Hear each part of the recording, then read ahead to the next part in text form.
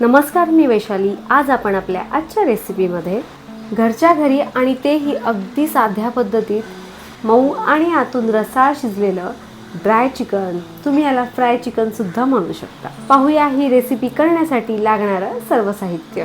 अर्धा किलो साफ करून आणि स्वच्छ धुवून चिकन घेतलं आहे आणि चमचाभर हळद, चमचाभर लाल मिरची पावडर, 2 मोठे चमचे गरम मसाला पावडर, अद्रकचे तुकडे, लसूणच्या पाकळ्या आणि असे बारीक चिरून घेतलेले कोथिंबीरीचे देठ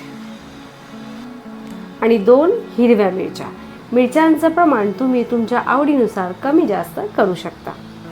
या पोपटी रंगाच्या मिरच्या चवीला कमी तिखट असतात, डार्क हिरव्या रंगाच्या मिरच्या चवीला जास्त तिखट असतात।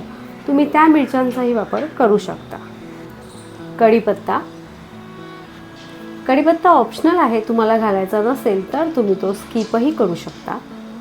आता आपण घेतलेलं सर्व साहित्य बारीक करण्यासाठी असं मिक्सरचं भांडं घ्यायचं आणि यामध्ये आपण घेतलेला सर्व कढीपत्ता, हिरव्या मिरच्या,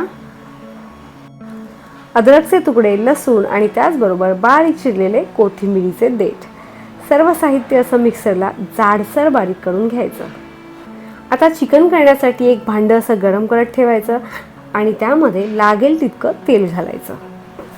घातलेलं तेल गरम होत असतानाच यामध्ये आपण मिक्सरमध्ये बारीक करून घेतलेली अद्रक, लसूण, मिरची आणि कोथिंबीरीच्या देठांची अशी पेस्ट घालायची।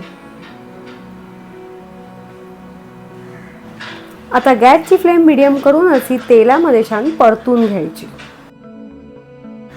आता यामध्ये आपण घेतलेलं सर्व चिकन घालायचं।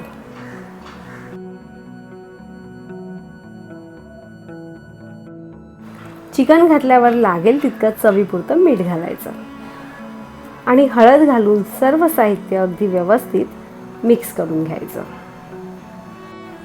आता हे सर्व साहित्य अगदी व्यवस्थित मिक्स करून झाल्यावर मिक्सरच्या भांड्यामध्ये अर्धा कप पाणी घ्यायचं आणि ते यामध्ये घालायचं।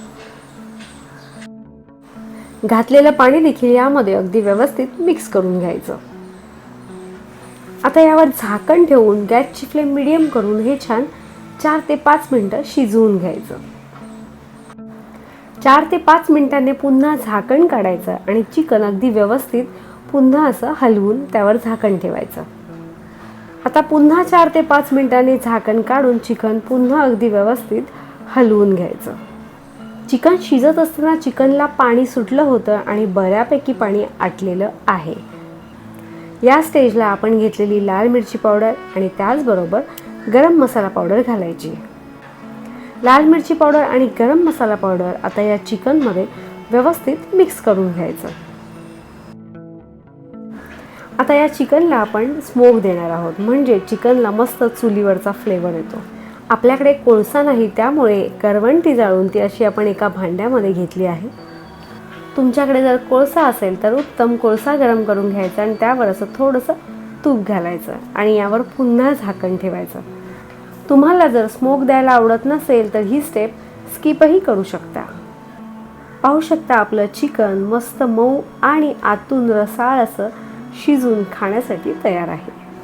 आता यावर थोडासा लिंबाचा रस पिळायचा आणि त्याचबरोबर बारीक चिरलेली अशी कोथिंबीर, लिंबाचा रस आणि कोथिंबीर अशी व्यवस्थित मिक्स करून घ्यायची। तुम्हाला सांगते, या चिकनच्या सुगंधानेच भरपूर भूक लागते।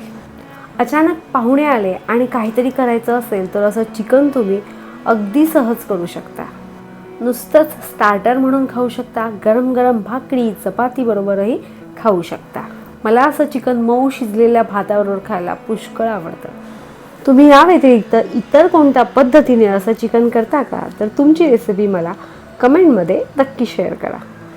वेळ झाली आता निरोपाची। तुम्हाला जर आपली आजची रेसिपी आवडली असेल तर आपल्या रेसिपीला लाईक करा, जास्तीत जास्त शेअर करा, नवीन असाल तर सबस्क्राईब देखील करा आणि ज्याप्रमाणे तुम्ही आपल्या सर्व रेसिपीज पाहता त्याचप्रमाणे पाहत राहा आणि येणाऱ्या प्रत्येक नवीन रेसिपीला हाईप करा।